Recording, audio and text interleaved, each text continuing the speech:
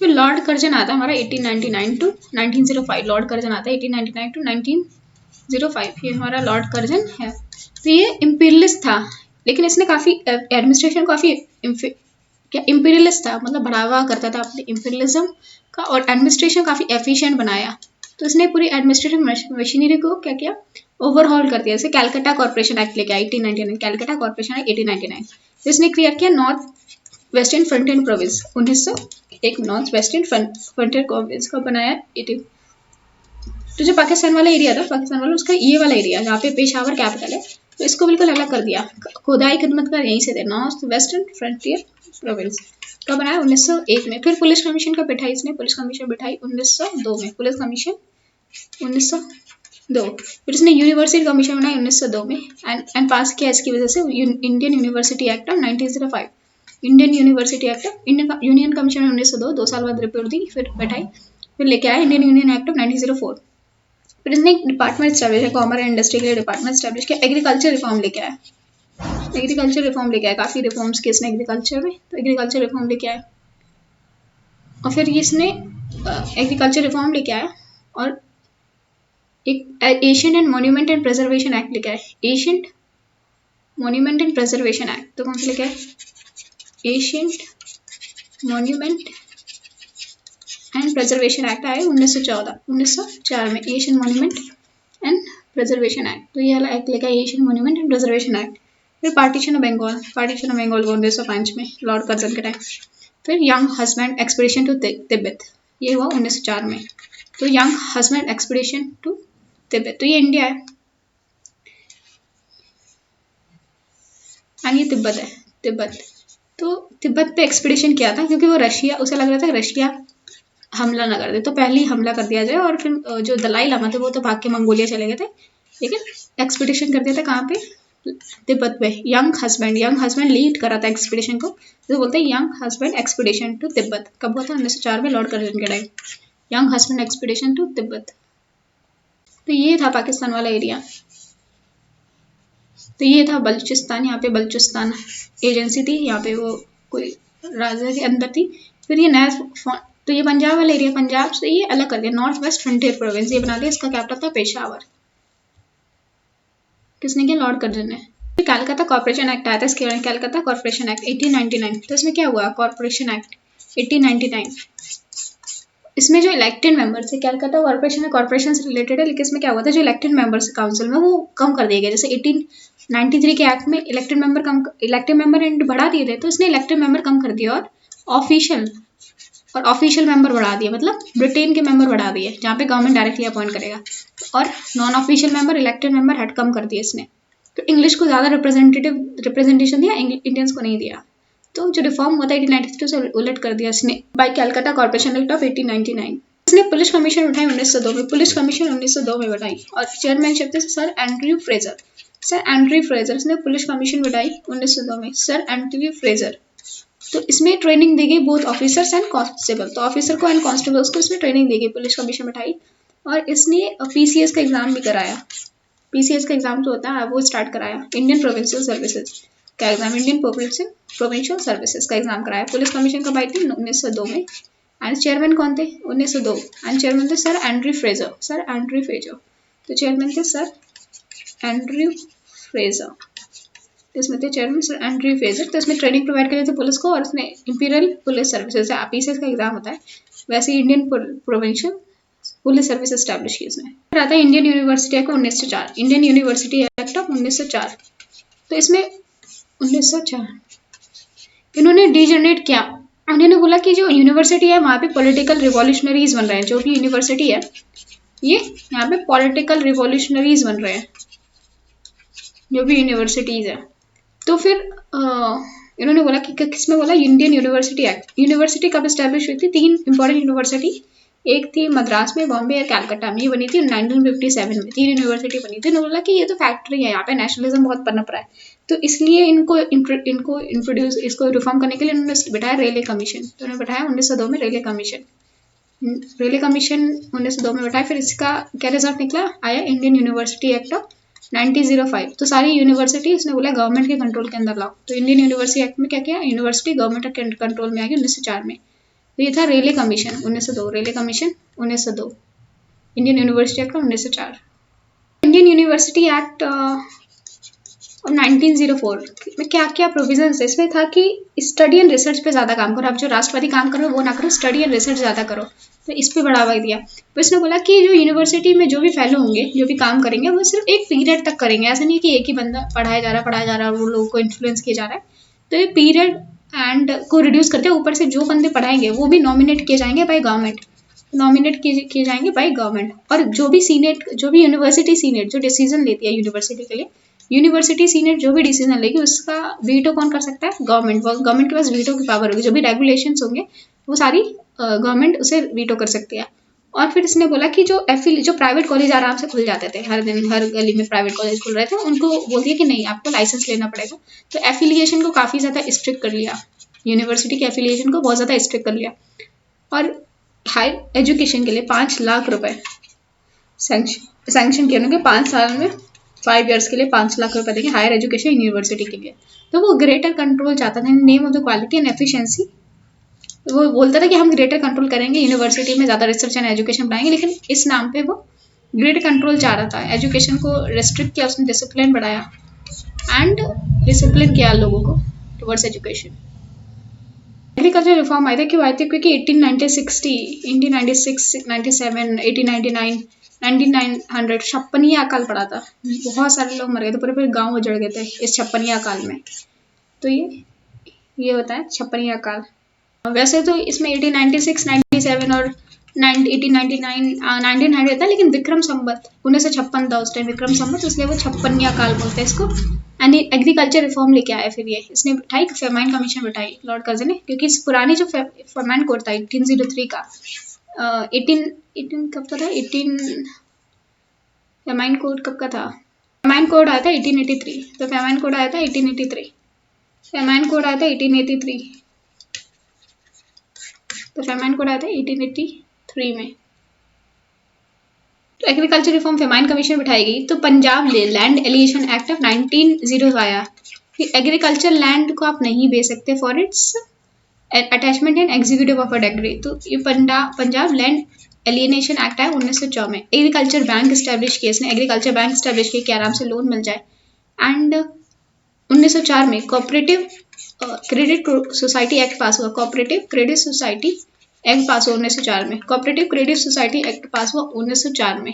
फिर department agriculture establish हुआ 1901 में, डिपार्टमेंट ऑफ एग्रीकल्चर स्टैब्लिश हुआ 1901 में, department of agriculture act start हुआ 1901 में। और फिर उन्होंने एक यूनिवर्सिटी फाउंड की, agriculture research institution Pusa Bihar. तो पूसा बिहार में थी, लेकिन 1934 में ये टूट गई थी, तो उन्होंने शिफ्ट कर लिया एग्रीकल्चर यूनिवर्सिटी को दिल्ली में। एग्रीकल्चर यूनिवर्सिटी थी पूसा बिहार में पहले, agriculture university Pusa Bihar. Punjab land alienation act of 1900, इस अंडर वो अपनी जो जमीन है किसान बेच नहीं सकते थे, Punjab land alienation act of 1900। So agriculture bank establish किए गए 1904 में।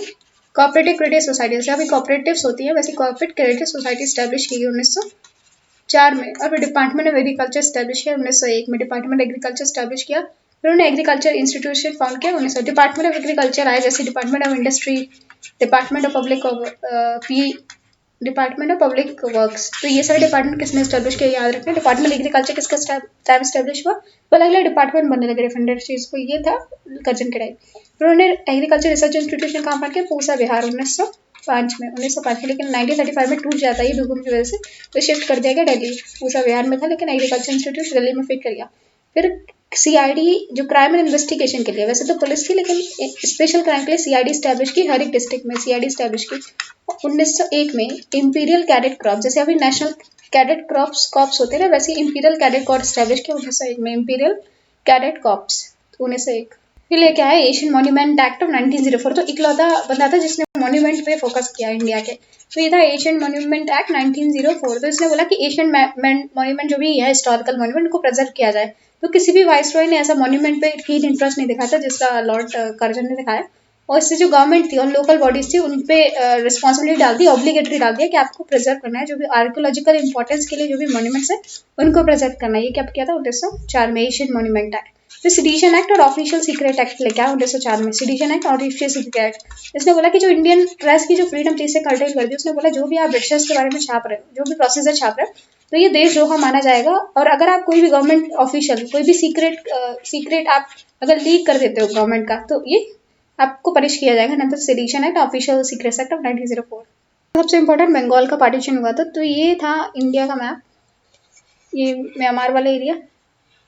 तो यहाँ पे था ये पूरा प्रोविंस था बंगाल प्रोविंस। एंड असम अलग से एडमिनिस्ट्रेट होता था, ये असम अलग से ये था। और यहाँ पे चित्तागोंग डिवीजन था बंगाल में। तो बिहार वाला झारखंड वाला एरिया इंक्लूडेड था यहाँ पे। तो इन्होंने बोला इसको ऐसे डिवाइड करो, ये था ईस्ट बंगाल हो जाएगा, ये ईस्ट बंगाल, और ये वाला वेस्ट बंगाल हो जाएगा, ये वेस्ट बंगाल हो जाएगा। असम वाला एरिया वेस्ट बंगाल में लाइक ईस्ट बंगाल में जोड़ दिया, वेस्ट बंगाल ये था। तो वेस्ट बंगाल ये और बीच में डिवाइड कर दिया। तो ये था पार्टीशन ऑफ बंगाल 1905 का। सबसे कॉन्ट्रोवर्शियल डिसीजन किसका? लॉर्ड कर्जन का। 1905 में पार्टीशन ऑफ बंगाल हुआ। तो ये कब पार्टीशन ऑफ बंगाल हुआ? एंड ये अनाउंस किया था 1905 में, 7 जुलाई 1905 में, और हुआ 16 अक्टूबर। तो अनाउंस किया था 7 जुलाई 1905, हुआ 16 अक्टूबर 1905। तो इतना टाइम लगा। तो इसमें क्या हुआ कि इसमें जो उस टाइम बंगाल था उसमें ईस्ट बंगाल, असम इंक्लूड कर दिया न्यू प्रोविंस में, Assam, whole of the Assam and Deccan area, थोड़ा ढाका वाला एरिया, और राजशाही और चित्तागोंग डिवीजन जो था वो वेस्ट ईस्ट बंगाल में लिया। तो ईस्ट बंगाल में क्या था? ईस्ट बंगाल था एक, तो बंगाल का ईस्ट, फिर असम उसमें जोड़ दिया, फिर उसमें ढाका जोड़ दिया, एंड राजशाही और चित्तागोंग डिवीजन भी जोड़ दिया। एंड इन्होंने इसका सब लोग बोले थे कि इन्होंने ये क्या करना चाहते हैं, हिंदू एंड मुस्लिम को डिवाइड करना चाहते हैं। ऑफिशियल रीजन क्या दिया है कि 78 मिलियन पॉपुलेशन है, मतलब 7 करोड़ पॉपुलेशन है, तो उन्हें एडमिनिस्ट्रेट करना बहुत मुश्किल है। 7.8 करोड़ उनको एडमिनिस्ट्रेट करना बहुत पॉपुलेशन है, तो ये हम डिवाइड करें कि एडमिनिस्ट्रेटिव कन्वीनियंस रहे। और लोग बोलते थे कि इससे रशियन पाकिस्तान में ज़्यादा डेवलपमेंट है, ईस्टर्न पाकिस्तान में नहीं है ज़्यादा, ईस्टर्न मतलब बांग्लादेश में ज़्यादा नहीं है, तो हमें डिवाइड कर रहे थे। तो बोलते हैं लोगों की सहूलियत के लिए मैं डिवाइड कर रहा हूँ। कैसे डिवाइड किया? देखो, ये ईस्ट जो वेस्ट बांग्लादेश था, इसमें उड़ीसा, झारखंड, इवन उड़ीसा, झारखंड एंड बांग्लादेश वाला एरिया आता था। उड़ीसा, झारखंड, बिहार, बांग्लादेश ये आता था।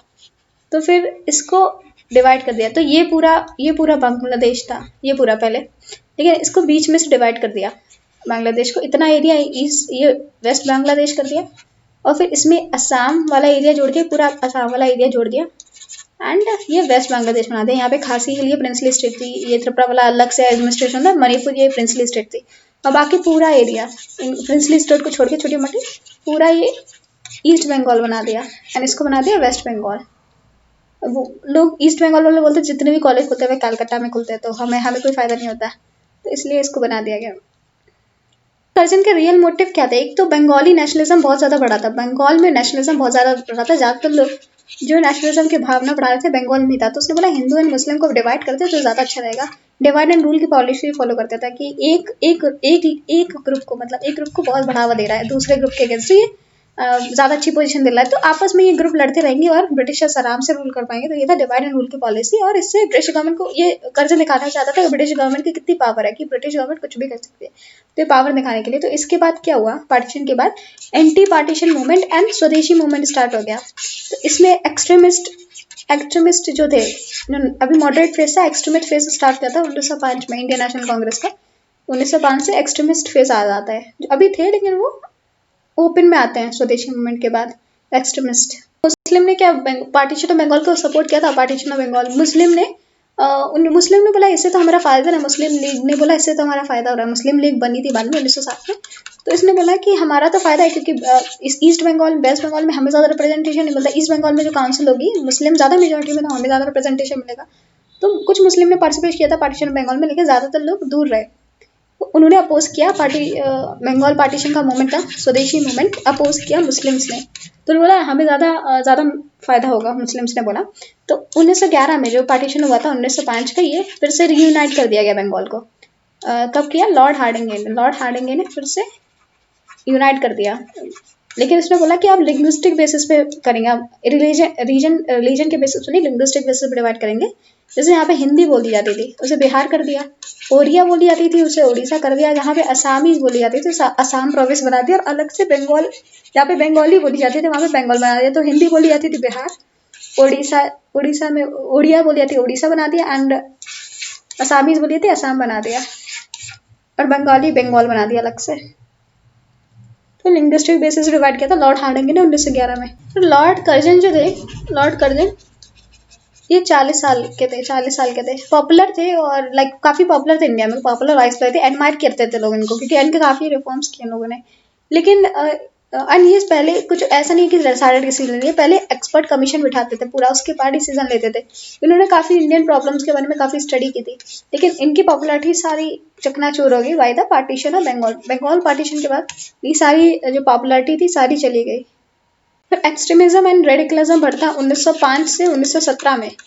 एक्सट्रीमिज्म बढ़ता है एंड एक्सट्रीमिज्म जब बढ़ता है तो उन्होंने बोला कि एक्सट्रीमिस्ट बोलते थे हम बोल्ड मीन से, हम पिटिशन प्रेयर से नहीं, हम बोल्ड मीन से हम अपना हक मांगेंगे। तो ये एक्सट्रीमिस्ट थे। And most important extremist leader थे लाला लाजपत राय, तो ये टोपी पहनते थे, पंजाब से थे लाला लाजपत राय। फिर बिपिन चंद्र पाल, बाबा बाल गंगाधर तिलक एंड अरविंदो घोष। तो थे लाला लाजपत राय एंड बिपिन चंद्र पाल, बाल गंगाधर तिलक एंड अरविंदो घोष। तो लाल बाल पाल प्लस अरविंदो घोष। तो लाला लाजपत राय थे, लाला लाजपत राय ये पंजाब से थे, बिपिन चंद्र पाल ये थे बंगाल से, एंड अरविंदो घोष भी बंगाल से, अरविंदो घोष बंगाल से, एंड बाल गंगाधर तिलक ये थे महाराष्ट्र से।